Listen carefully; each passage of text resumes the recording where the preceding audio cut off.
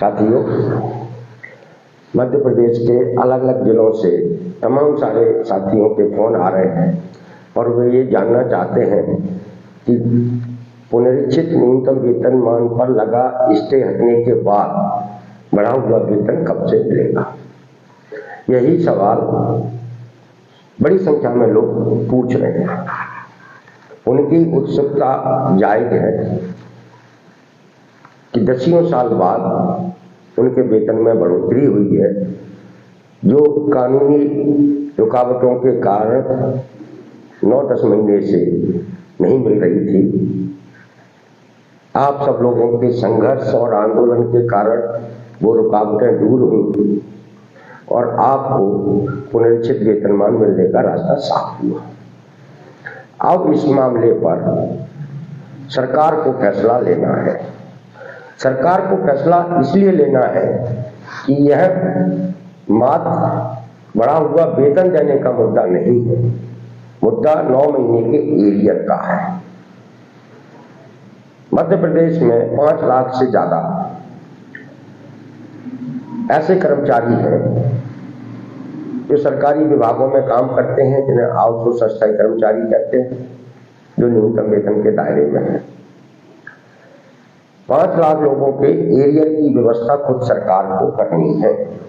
सरकार जब कंपनियों को देगी तब कंपनियां हमारे आउटसोर्स कर्मचारियों को उसका भुगतान करेंगी। इसलिए इस मुद्दे पर अब जो भी निर्णय लेना है वो सरकार को लेना है कि इस बढ़े हुए वेतन को के एरियर को किस तरीके से इन्हें दिया जाए कर्मचारियों को। इसीलिए हमें थोड़ा इंतजार करना चाहिए कि सरकार इस मामले पर क्या निर्देश देती है, क्या करती है और क्या गाइडलाइन वो बनाती है कि एरियर एक मुश्त दिया जाएगा या किस्तों में दिया जाएगा। ये सारी चीजें अभी भविष्य के गर्भ में है, इन्हें सामने आने दीजिए।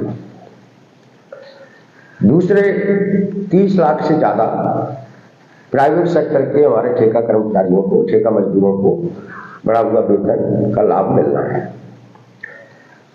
ठेका श्रमिकों को संख्या बहुत ज्यादा है, उन्हें भी एरियर मिलना है, उन्हें भी बढ़ा हुआ वेतन मिलना है, जिसका भुगतान कंपनियों के मालिकों को करना है।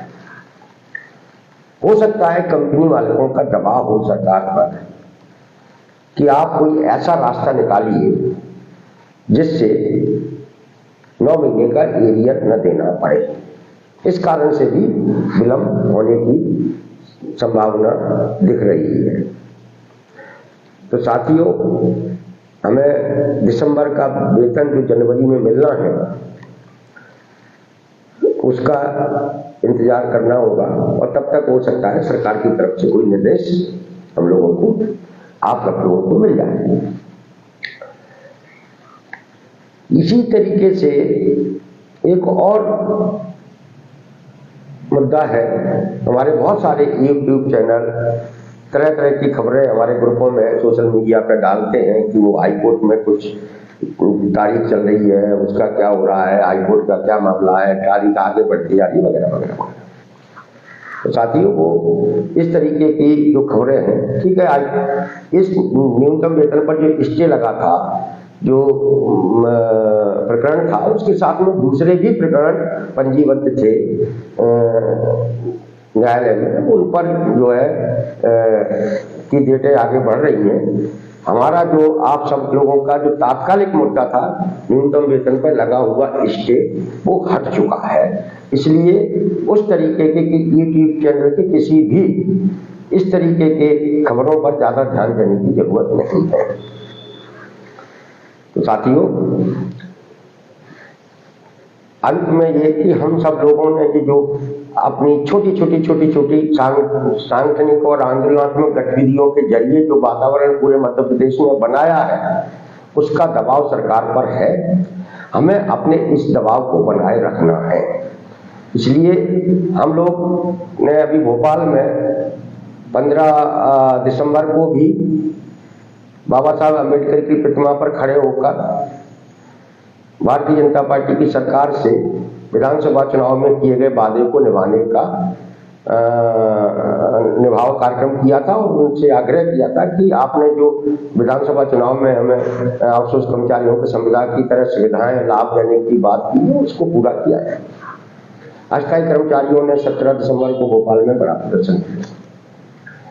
लाखों कर्मचारी ऐसे हैं जो अभी न्यूनतम वेतन के दायरे से बाहर हैं। हमारी लड़ाई उनको भी न्यूनतम वेतन के दायरे में लाने की है, चाहे वो अंशकालीन कर्मचारी है, चाहे पंचायतों के कर्मचारी है, चाहे चौकीदार है, ब्रैक है, पंप ऑपरेटर है, चाहे सफाई कर्मी, ये सारे के सारे लोग सरकार के न्यूनतम वेतन के दायरे में आना चाहिए। और ये आना इसलिए भी चाहिए, लेकिन हमारा संविधान और हमारे लेबर लॉ ये कहते हैं कि हर काम करने वाले व्यक्ति को उसके काम के बदले उतना मेहनताना मिलना चाहिए जो सरकार तय करती है, नंबर 1। नंबर 2, हर काम करने वाले व्यक्ति के पास को सामाजिक सुरक्षा देना सरकार की जिम्मेदारी है, इसलिए उसे पीएफ, पीएसआई वगैरह की सुविधा मिलनी चाहिए। अभी लाखों हमारे कर्मचारी ऐसे हैं जिनका मैंने नाम लिया, उनका कोई न पीएफ करता है न कोई सामाजिक सुरक्षा है।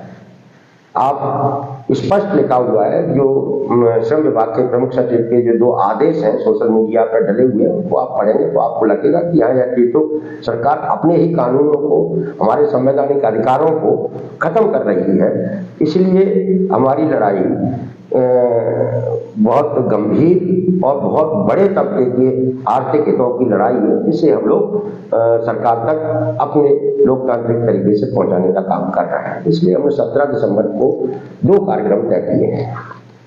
एक,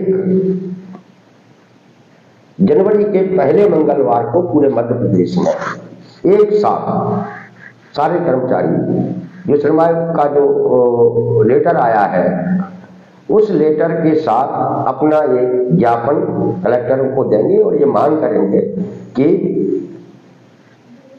जो न्यूनतम वेतन के दायरे में नहीं है उन्हें न्यूनतम वेतन के दायरे में लाया जाए, जो जिन्हें न्यूनतम वेतन मिलता है उन्हें उनके एरिया सहित उसका भुगतान कराया जाए और मध्य प्रदेश में भी केंद्र के समान न्यूनतम वेतन लागू किया जाए, तो कम से कम 18,000 तो होना ही चाहिए। वैसे हमारी मांग 21,000 की है और इस मुद्दे को लेकर हम निरंतर अपनी गतिविधियों को जारी रखेंगे और विधानसभा का जो बजट सत्र होगा फरवरी के आखिरी में या मार्च के शुरू में, तो बजट सत्र के पहले दिन हम भोपाल में एक बार फिर मध्य प्रदेश विधानसभा का घेराव करेंगे और हमारे जो मुद्दे हैं, हमारी जो मांगे हैं कि जो सरकारी सेक्टर का निजीकरण कर दिया जाए, उसे खत्म कर जितना भी आउटसोर्स अस्थायी कर्मचारी है उसे उसी विभाग में उनके कार्यरत पद पर उनका संविलियन किया जाए, सरकारी कर्मचारी का दर्जा दिया